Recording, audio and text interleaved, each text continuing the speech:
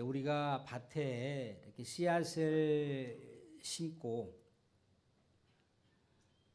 씨앗 가운데 얼만큼 싹이 자랐나 이렇게 심겨놓은 씨앗의 밭을 파헤치는 사람은 별로 없습니다. 어느 정도 시간이 필요합니다. 물을 주기도 하고 또 적절한 퇴비를 주기도 하고 또 영양제를 주기도 하고 또 주변의 어떤 환경들을 잘 조성시켜 주는 그런 기다림이 있죠.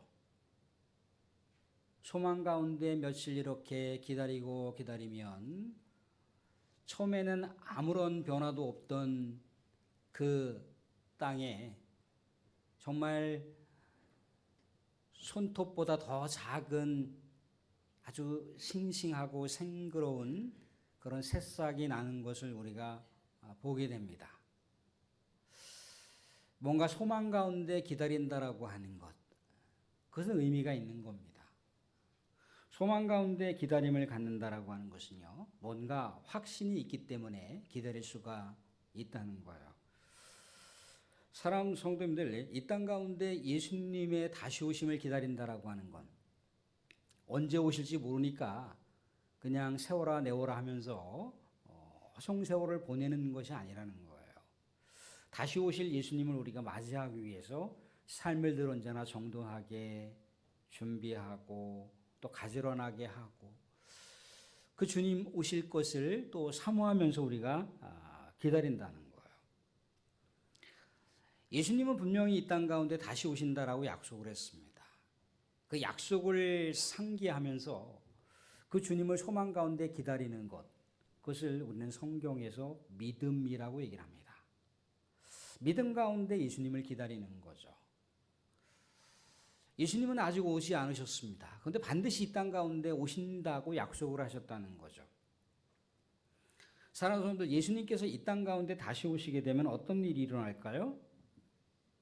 우리가 이 땅 가운데 인생의 여정길을 살면서 정말 육신적인 어떤 질고나 정신적인 질고나 영적인 여러 다양한 질고를 안고 우리가 살아가는데 그것이 한꺼번에 다 완전히 끝난다는 거예요.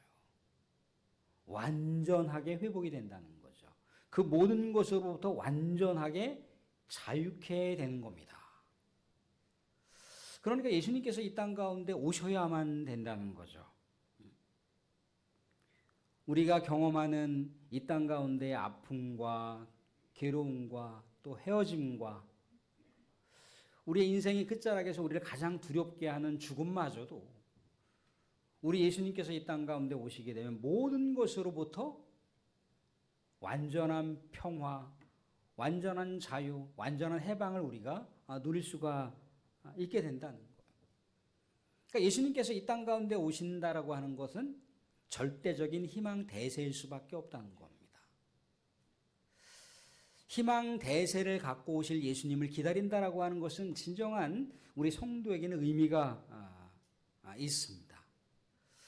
사랑하는 성도들, 우리 성경에 보시면 예루살렘에 시몬이라고 하는 분이 계시는데 이 시몬이라고 하는 분이 의롭게 살았고 경건하게 삶을 살면서 하나님의 위로를 기다렸던 자입니다.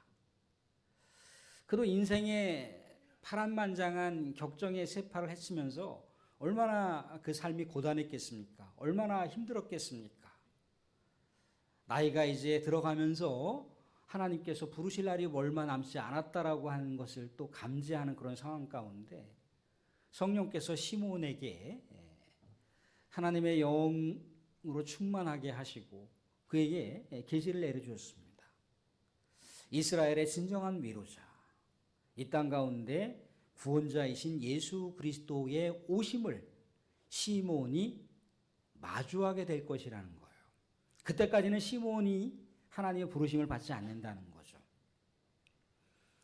시몬은 육신적으로 너무나 어렵고 고달프고 힘든 그런 삶의 나날이었지만 구원자 메시아를 만난다라고 하는 그 약속을 붙들고 소망 가운데 기다렸다는 거죠.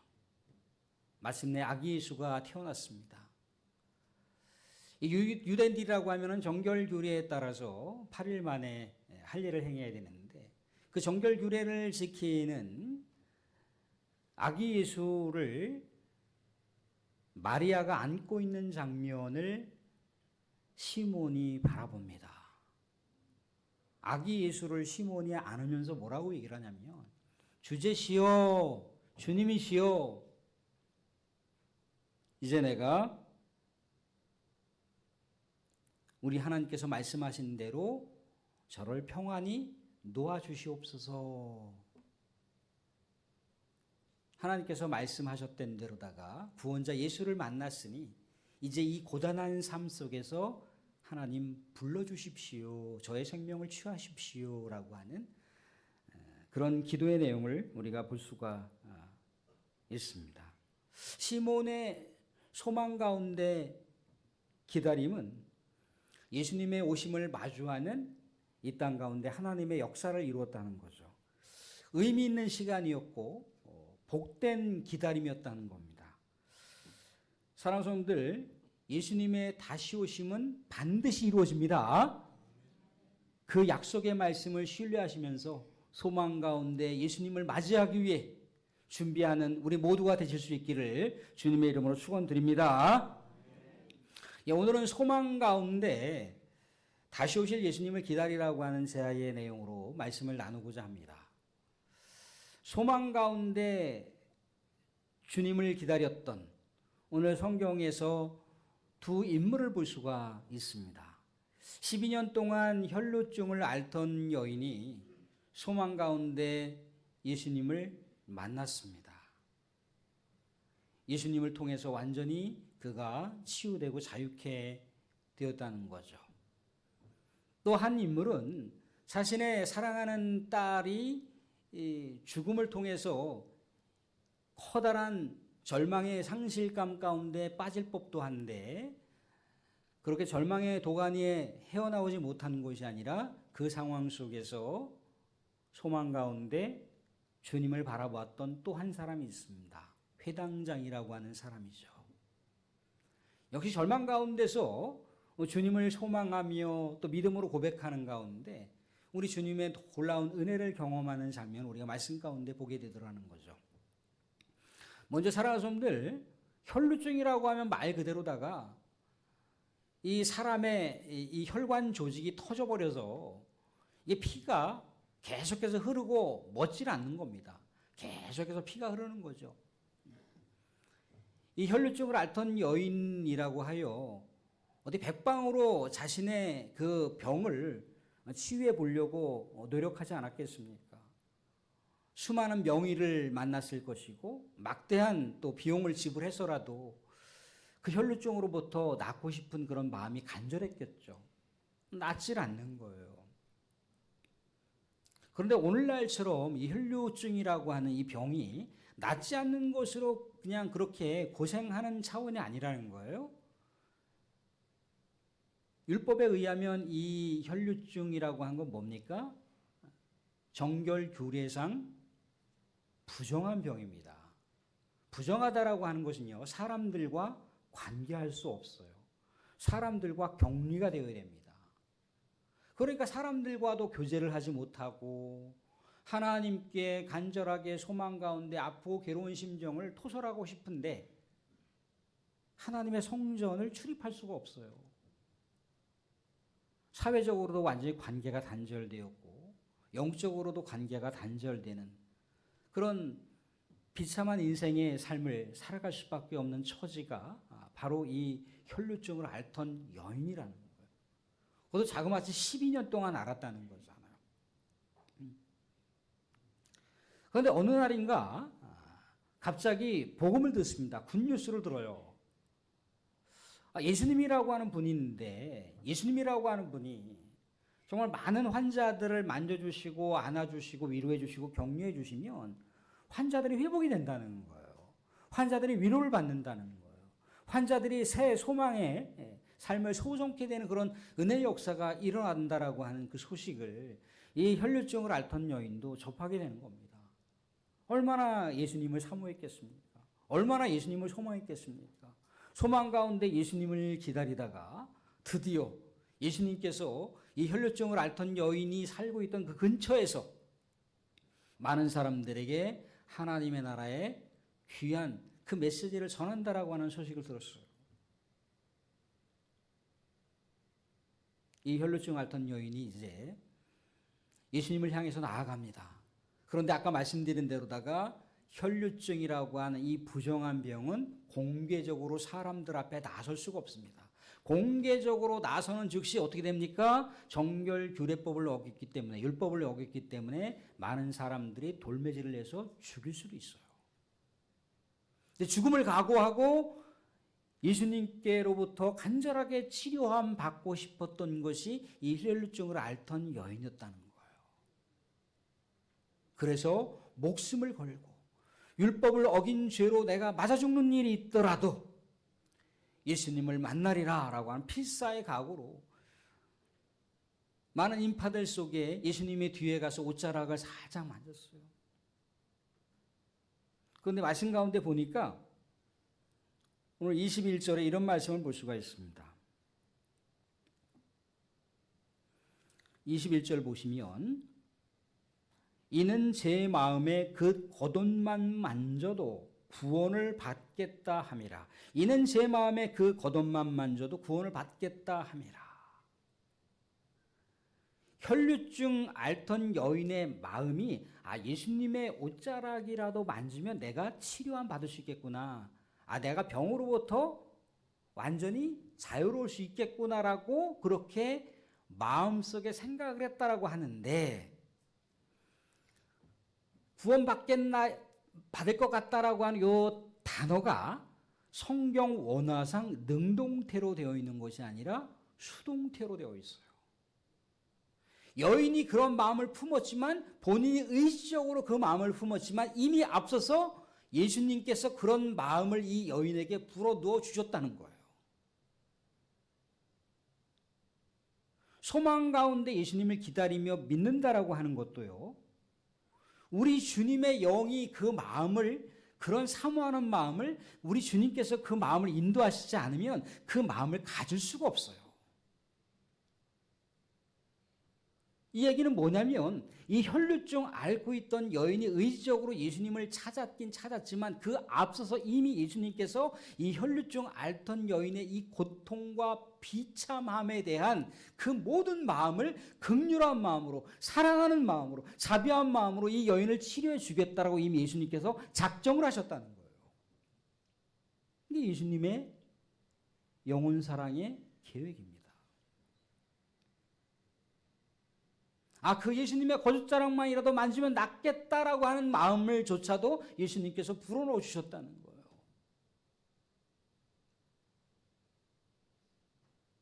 그런데 예수님의 겉옷자락을 만지고서 본인의 몸은 나았지만 얼마나 두려웠겠습니까?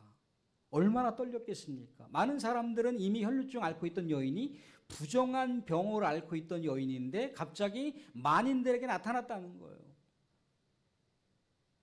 저런 율법을 어긴 죄인이 저런 부정한 여인이 여기 왜 나타났을까라고 하면서 많은 사람의 그 매서운 즉 정죄의 눈길이 있었지만 예수님께서는 그 여인에게 뭐라고 얘기합니까? 오늘 말씀 가운데 이런 말씀을 주십니다. 22절 말씀 보시면 이런 말씀을 볼 수가 있습니다.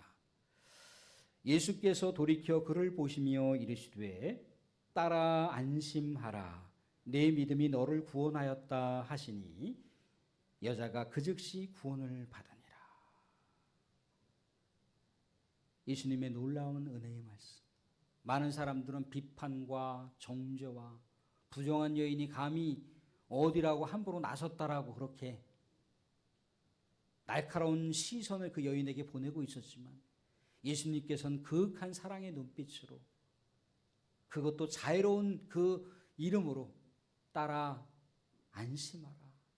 따라 평안하라. 내 믿음이 너를 구원하였다. 이제 병으로부터 자유해라. 더 이상 고통받지 말고 세상 가운데 기쁨과 소망을 가지고 살아라. 라고 우리 주님께서 진정으로 위로해 주시고 치료해 주시는 그 놀라운 은혜의 사건을 경험하더라는 거예요.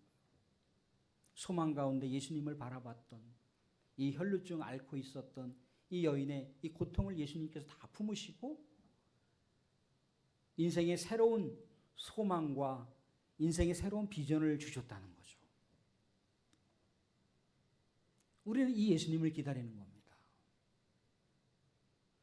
사랑하는 사람들, 이 혈루증 앓고 있었던 이 여인 12년 동안 고통 가운데 있었지만 언제 어떻게 예수님의 소식을 접했는지는 알 길은 없지만 예수님의 소식을 접하고부터 얼마나 소망 가운데 예수님을 기다렸겠습니까? 얼마나 그 기다림 가운데 예수님을 사모했겠습니까? 그 기다림이라고 하는 건 복된 기다림이고 그 소망이라고 하는 것은 의미 있는 소망이었다는 거죠. 두 번째 인물은 어떻습니까? 딸이 죽었다는 거예요. 얼마나 그 마음을 찢는 그런 고통 가운데 있었겠습니까? 그런데 이미 회당장이라고 하는 분도 예수님이 어떤 분인 것을 이미 알고 있었다는 거예요. 예수님을 자신의 삶의 자리로 초대합니다. 절망의 삶의 자리로 초대합니다. 죽음의 자리로 예수님을 초대하는 거예요. 오늘 말씀 가운데 이렇게 얘기를 하고 있습니다. 18절 말씀 보시면 18절 말씀이 이렇게 나와 있습니다. 예수께서 이 말씀을 하실 때 한 관리가 와서 절하며 이르되 내 딸이 방금 죽었사오나 내 딸이 방금 죽었사오나 오셔서 그 몸에 손을 얹어 주소서. 그러면 살아나겠나이다. 그러면 살아나겠나이다. 이 회당장 관리가 품은 예수님께서 내 딸의 몸에 손을 얹어주시면 내 딸이 살아나겠습니다 라고 하는 것도 이 회당장 관리의 소망, 의지적인 소망이지만 아까 말씀드린 대로다가 이것도 성경 원어에서 수동태로 기록이 되어 있어요. 수동태로 기록이 되어 있다고 하는 건 뭐냐면 그 사람의 의지가 담겨 있긴 하지만 그 의지가 순전히 그 사람의 의지가 아니라 이미 예수님께서 그 안에 작용을 하고 있었던 것에 대한 반응으로서의 의지라는 거예요. 예수님께서 회당장 이 관리를 만나기 전에 이미 이 회당장 관리의 딸을 회복시켜 주시고 살려 주시겠다라고 하는 작정된 마음이 예수님께서는 있었다는 거예요.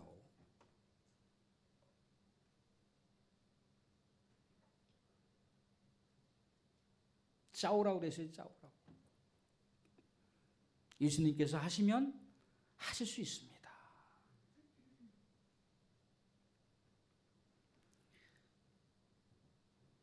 사랑하는 사람들, 아까 서두에서 뭐라 했습니까? 소망 가운데 기다린다라고 하는 것은 믿음이에요. 예수님께서 그렇게 하실 거라고 하는 것을 소망 가운데 사모하는 것은 믿음이란 말입니다. 히브리서 기록자가 믿음장에서 뭐라고 그랬습니까? 믿음은 바라는 것들의 실상이요 보이지 않는 것들의 증거라고 했다는 거예요. 그 어떤 누구를 기다리는 게 아니에요. 예수님을 소망하며 예수님을 기다리는 거예요.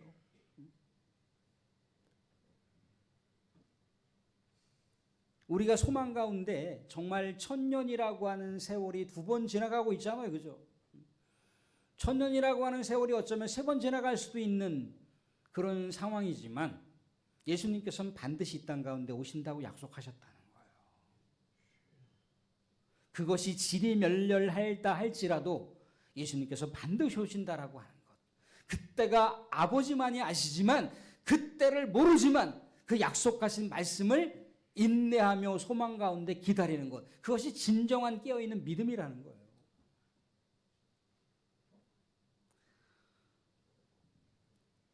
사랑하는 성도들, 우린 대림절 예수님의 다시 오심을 얼마만큼 우리가 사모하면서 기다리고 있습니까?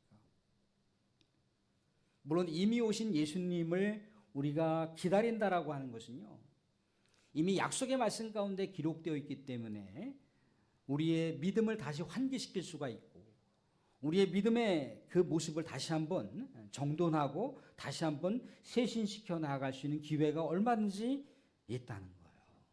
그런데 예수님이 오시고 난 다음부터는 우리의 믿음을 쇄신시키거나 우리의 믿음을 정돈하려고 해도 기회가 없습니다. 사랑하는 성도들, 우리는 이 땅 가운데 믿음의 사람이라고 하여 어찌 눈물의 사연이 없겠습니까? 믿음의 사람이라고 하여 어찌 어둠의 사연이 없겠습니까? 믿음의 사람이라고 하여 어찌 육신의 질고가 없겠으며 어찌 육신의 질병이 없겠습니까? 믿음의 사람이라고 하여 어떻게 정신적이며 영적인 고통과 괴로움이 없겠습니까? 그런데 우리가 세상 사람들하고 확연한 차이점, 질적인 차이점은 뭡니까? 우리에게는 확신이 있다는 거예요. 우리에게는 소망이 있다는 겁니다. 우리에게는 믿음으로 기다릴 수 있을 만한 충분한 이유가 있다는 거예요. 왜 그렇습니까? 성경의 이야기가 성경의 이야기로 제한적으로 끝나지 않는다는 것을 우리는 알고 있어요. 소망 가운데 예수님을 기다렸던 이 혈류증을 앓던 여인이 우리 주님을 기다리며 기다렸던 그 주님을 만나게 됐을 때 이 놀라운 치유의 사건을 경험했지 않습니까? 질병으로부터 노임을 경험했다는 거예요. 회당장 관리가 자신의 딸의 이 죽음 가운데 이별의 고통이 얼마나 강력했겠습니까? 살아갈 이유의 정체성마저도 상실해버릴 수 있는 이 회당장의 상태였지만 그럼에도 불구하고 이 절망 가운데 소망을 주실 주님을 바라봤다는 거예요. 그럴 때 어떤 일이 일어났습니까? 우리 주님의 놀라운 은혜의 사건을 경험하게 되는 거죠. 어쩌면 우리가 이 세상 가운데요, 그 은혜로운 사건을 우리가 경험하지 못할 수도 있어요. 그렇지만 사랑하는 성도님들, 예수님이 이 땅 가운데 오시게 되면 뭐라고 그랬습니까? 모든 것이 끝나는 거예요. 모든 것이 끝난다라고 하는 것은 모든 것이 다 완전히 끝장났어. 그런 어떤 부정적인 차원이 아니라 이제 모든 것이 새로워질 수가 있다는 거예요. 그게 예수님께서 이 땅 가운데 오신다는 거예요. 우리 성도들이 예수님을 기다린다라고 하는 것은 진정한 소망이 있는 것이고 진정한 의미 있는 기다림이라는 거예요. 이 땅 가운데 예수님께서 오시게 되면 우리의 모든 육신의 질고로부터 우리가 완전해질 수가 있습니다. 완전히 자유로워질 수가 있어요. 죽음의 위협을 느낄 필요가 없습니다. 우리가 이 땅 가운데 인생의 여정길 살면서 이런저런 남모르게 흘렸던 또 남모르게 지금도 흘리시고 계실 그 눈물이 있지 않습니까?